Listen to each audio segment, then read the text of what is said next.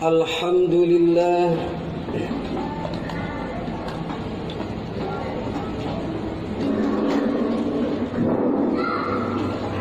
alhamdulillahilladzi arsala rasulahu bil huda wa dinil haqq liyudhhirahu 'ala ad-din kullih walau karihal kafirun walau karihal musyrikun walau karihal munafiqun. Asyhadu an la ilaha illallah wahdahu la syarika lah wa asyhadu anna Muhammadan abduhu wa rasuluhu alladzi la nabiyya wa rasula ba'dah. Allahumma salli wa sallim wa barik ala nabiyyina Muhammadin wa ala alihi wa ashabihi wa man tabi'ahum bi ihsanin ila yaumiddin.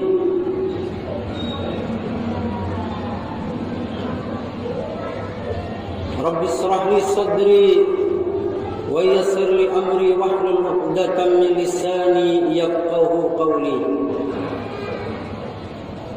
Faya ibadallah, usikum wa nafsi bitaqwallah wa ta'atihi la'allakum turhamun.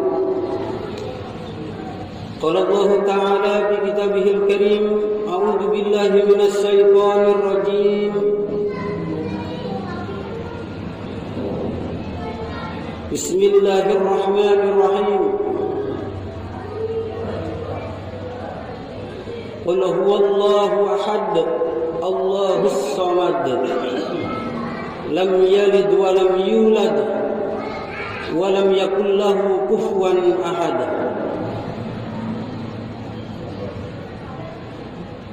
Wa qala ta'ala aidan, wa in kuntum fi raibin mimma nazzalna ala 'abdina fa'tu bi suratin min mithlihi wad'u syuhada'akum min dunillahi in kuntum shadiqin.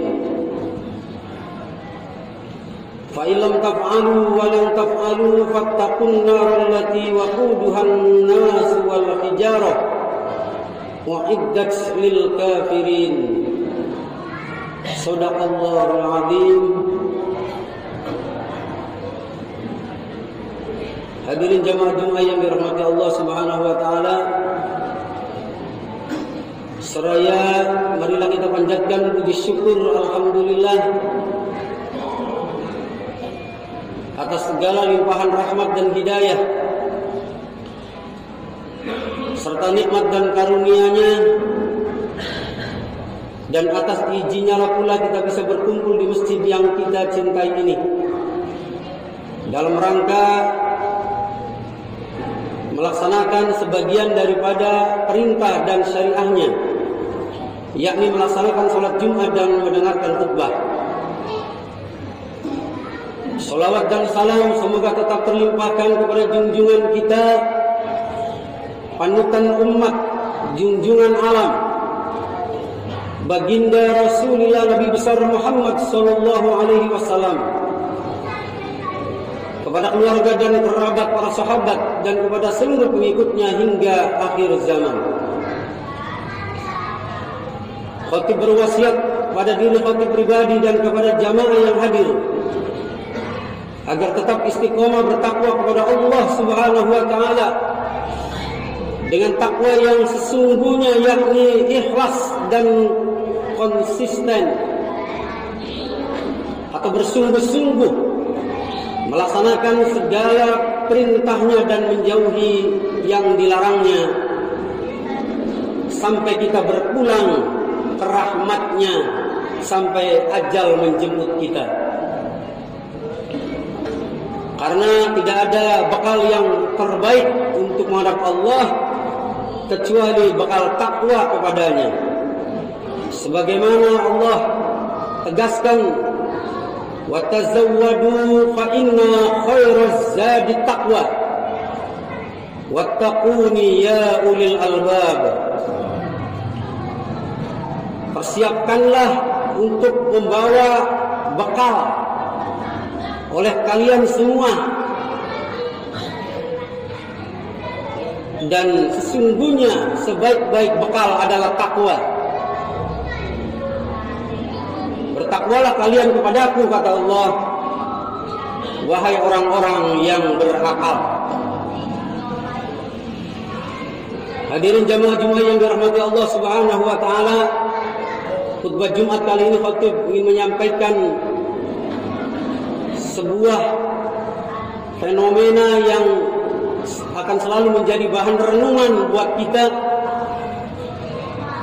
dan tentunya akan kita sikapi dengan penuh keimanan dan ketakwaan di hadapan Allah Subhanahu wa taala.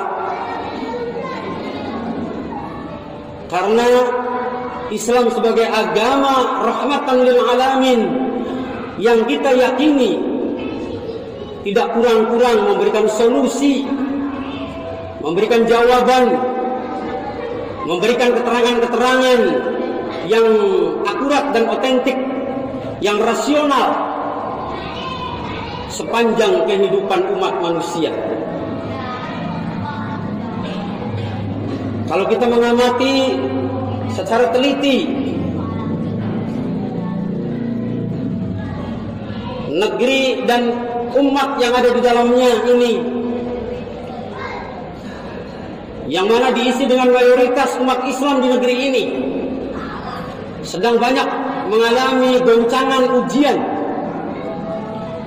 fitnah dunia dan fitnah agama terus bertubi-tubi.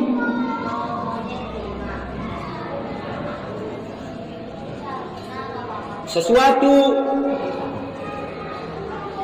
yang mana kadangkala kita tidak habis berpikir ini bisa keluar dari mulut seorang ulama, seorang kiai besar, seorang profesor, doktor, memimpin salah satu ormas terbesar di negeri ini, tetapi pernyataan-pernyataannya kadang-kadang sangat menyakitkan hati umat Islam dan tidak sejalan dengan akidah dan syariat Islam. Tetapi inilah yang terjadi.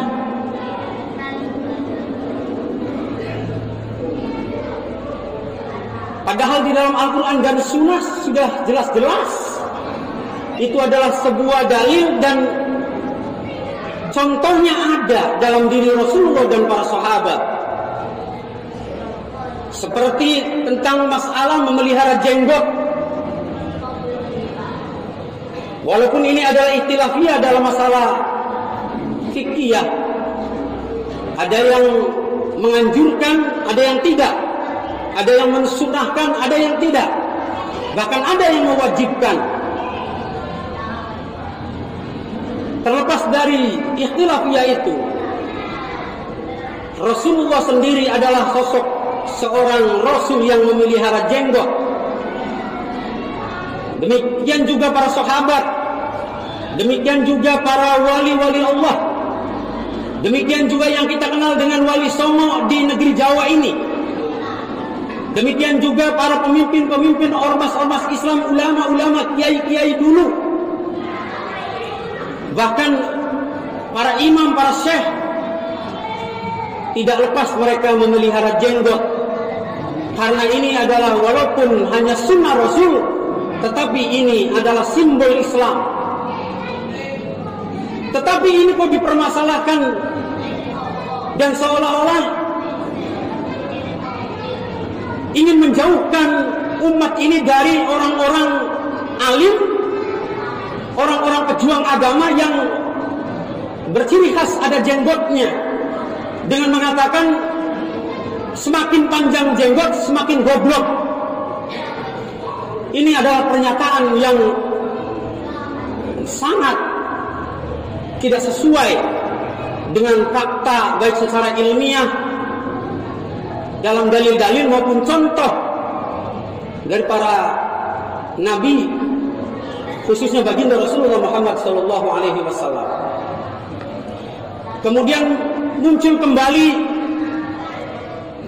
agar umat Islam ini dan para tokoh-tokoh Islam ini tidak boleh mengatakan kepada non-muslim dengan sebutan kafir. Cukup menyebutkan mereka non-muslim. Padahal yang menerangkan dan yang menegaskan dan yang menganjurkan bahkan memerintahkan menghukumi kafir itu bukan kita, bukan manusia, tapi Allah lewat firman-Nya. Banyak sekali ayat-ayat suci Al-Quran yang menerangkan tentang statusnya orang-orang kafir. Siapa mereka yang menolak atau yang mengingkari risalah Rasulullah Muhammad SAW, maka disebut kafir. Bahkan jangankan yang menolak risalah secara keseluruhan, menolak penerapan syariat Islam saja bisa diklasifikasikan menjadi statusnya kafir. Karena ada ayat yang menyatakan dalam surat Al-Maidah ayat 45, Allah menyatakan wa man lam yakum bima anzalallahu faulaika humul kafirun. Maka barang siapa yang tidak berhukum dengan apa yang telah diturunkan oleh Allah Subhanahu wa taala, maka mereka termasuk golongan orang-orang kafir. Apalagi kafir ideologi, apalagi kafir agama, apalagi mengingkari kerasulan Kanjeng Nabi Muhammad SAW, termasuk dulu umatnya Musa alaihissalam dari bangsa Israel, dari Bani Israel, mereka menjadi dihukumi kafir ahli kitab oleh Al-Quran karena mereka mengingkari kerasulan baginda Rasulullah Muhammad SAW. Mereka dinamakan dengan kafir ahli kitab. Ayatnya di surat Al-Bayyinah Allah menyatakan innal ladzina kafaru min ahlil kitabi wal musyrikina fi nari jahannam khalidina fiha ulaika hum syarrul bariyah. Sesungguhnya orang-orang kafir dari ahli kitab Yahudi dan Nasrani dan orang-orang yang musyrik menyekutukan Allah, maka dia ada di neraka jahanam selama-lamanya, dan mereka adalah seburuk-buruk makhluknya Allah. Na'udzubillahi min dzalik. Tetapi kita ulama dan para pejuang-pejuang syariat dilarang menyebut kafir terhadap non-muslim. Kemudian fenomena itu terus berlanjut dengan melakukan narasi politik, yakni bagaimana mensekulerisasikan umat Islam agar tidak memahami akidah dan syariah. Karena memahami akidah dan syariah dan kemudian menuntut untuk menerapkan syariah secara kafah, apalagi menggaungkan dengan daulah khilafah ala minhajin nubuwah, mereka menyebutnya dengan radikalisme.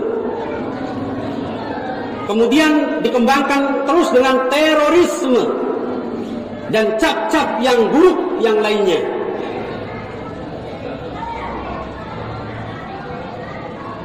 Padahal kita bisa melihat sejarah dari baginda Rasulullah dan para sahabat, dan terus dilanjutkan para tabi'in, tabi'ut tabi'in, para ulama, yang namanya dakwah tidak pernah ada pemaksaan. Tidak pernah ada yang namanya dakwah memaksa orang untuk mengikuti apa yang didakwai. Tetapi memang dakwah wajib disampaikan karena sudah merupakan kewajiban dari syariat. Percaya beli terserah, melu beli terserah, sadar belinya terserah. Tetapi Allah Subhanahu wa taala akan memberikan hidayah bagi siapa yang dikehendakinya. Walakinallaha yahdi man yasha. Akan tetapi Allah adalah zat yang akan memberikan hidayah kepada manusia yang dikehendaki oleh Allah Subhanahu wa taala. Makanya dakwah harus disampaikan. Yang sepanjang dakwah ini tidak pernah ada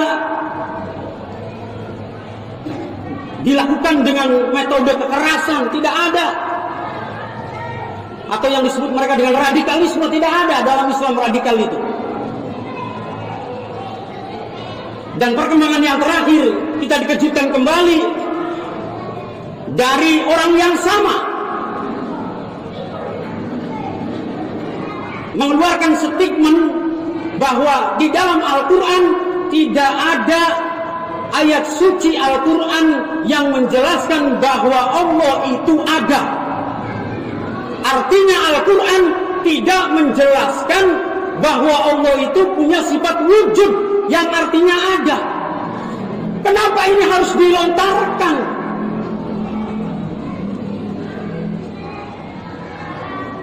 Permasalahannya adalah ini masalah akidah.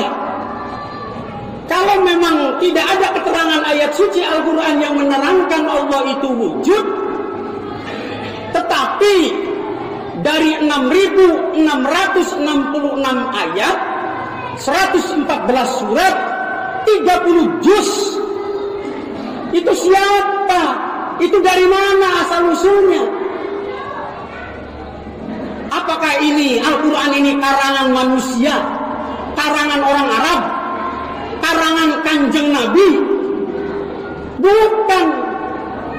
Rukun iman, al-iman huwa amantu billah wa malaikatihi wa kutubihi wa rusulihi wal yaumil akhiri wal qadari khairihi wa syarrihi minallahi ta'ala. Iman itu adalah kamu beriman kepada Allah, kepada malaikat, kepada kitab-kitab. Dan di antara kitab yang harus diyakini adalah Al-Quran, selain daripada kitab Zabur, kitab Injil, dan kitab Taurat yang diturunkan pada nabi-nabi sebelumnya.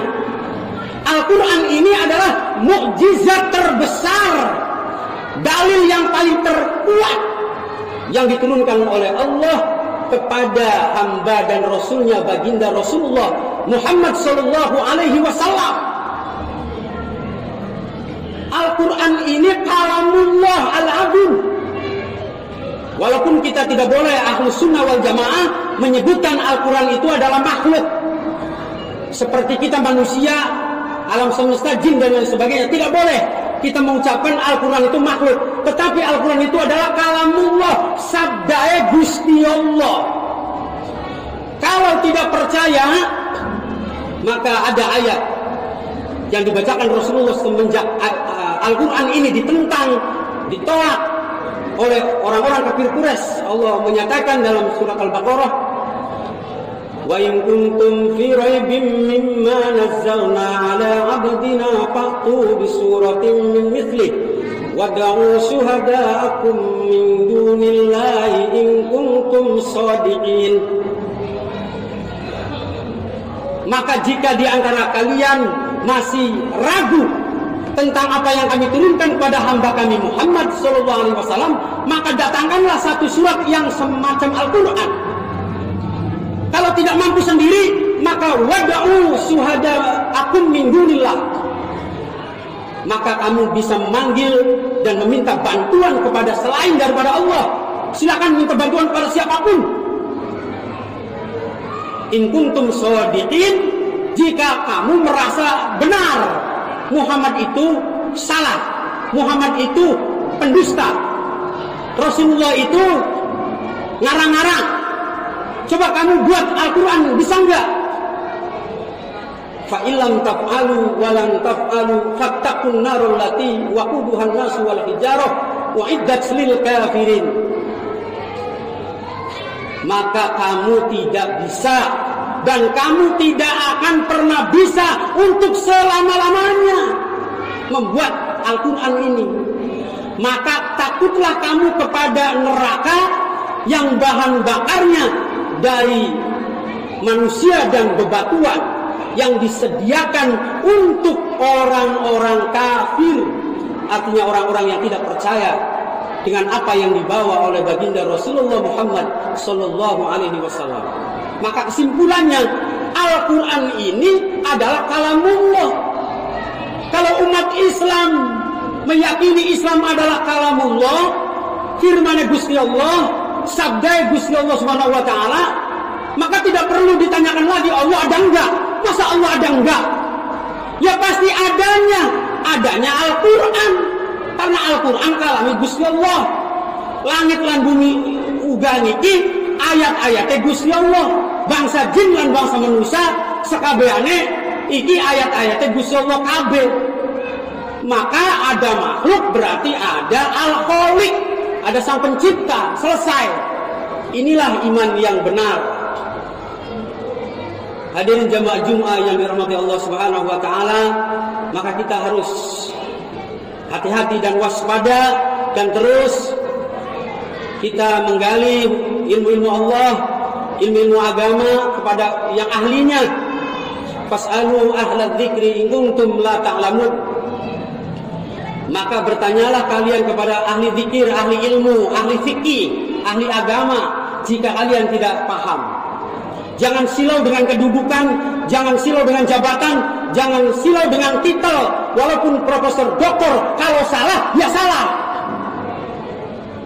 Wali saja bisa sesat, apalagi dia hanya manusia biasa.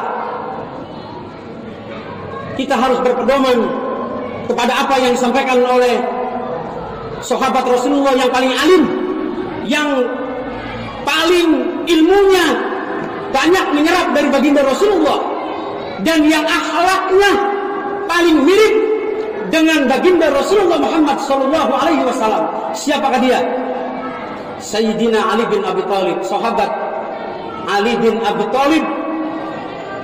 Dan karena dia yang paling banyak mewarisi ilmu baginda Rasulullah Muhammad sallallahu alaihi wasallam, maka dia memang sangat menonjol dari segi keilmuan dan akhlaknya baginda Rasul. Ali karamallahu wajhah, sahabat Ali ini menyatakan kepada kita nasihatnya yang sangat populer, yang sangat masyhur, undur makila wala tandur manqala. Perhatikan apa yang dibicarakan, jangan memperhatikan siapa yang berbicara. Walaupun yang berbicara itu kelasnya profesor, doktor, kiai, kalau itu menyimpang dari Al-Quran, Sunnah, dan istihadul ulama, maka itu ngaco, itu tidak bisa diikuti. Dan kita hanya mengikuti, wajib mengikuti ulama-ulama Allah, ulama-ulama yang mengikuti selera Allah Subhanahu wa taala. Ulama al-akhirah, ulama yang mementingkan kehidupannya di akhirat daripada kehidupannya di dunia. Ulama ikhlas, ulama-ulama yang ikhlas memperjuangkan agama Allah Subhanahu wa taala. Semoga kita diberi taufik dan hidayah agar kita istiqomah di jalan Allah Subhanahu wa taala. Barakallahu li wa lakum bil Qur'anil azim wa nafa'ni wa iyyakum bima fihi minal ayati wa dzikril hakim. Aqulu qawli hadza wastaghfirullaha li wa lakum innahu huwal ghafurur rahim.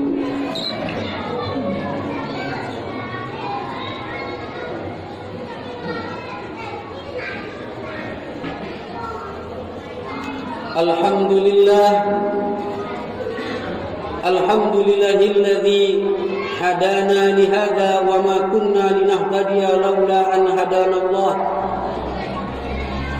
Asyhadu an la ilaha illallah wa asyhadu anna Muhammadar Rasulullah sallallahu alaihi wasallam. Allahumma salli wa sallim wa barik ala nabiyyina Muhammadin wa ala alihi wa ashabihi wa man tabi'ahum bi ihsanin ila yaumiddin.